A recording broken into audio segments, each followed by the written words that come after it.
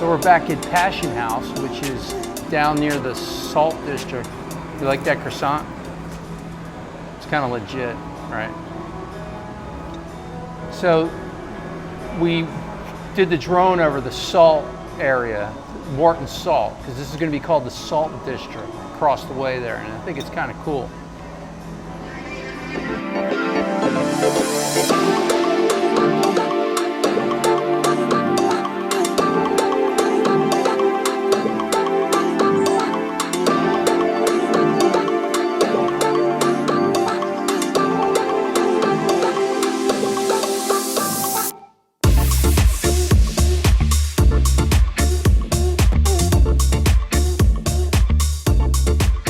Found this little cool coffee house called Passion. What's it called?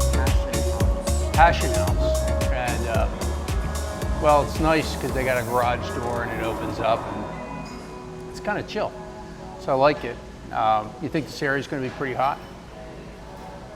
Yeah, it's right off of Goose Island, across the street from the Lexus place. I think it'll work. I'm interested to see what kind of shops or things they put in it.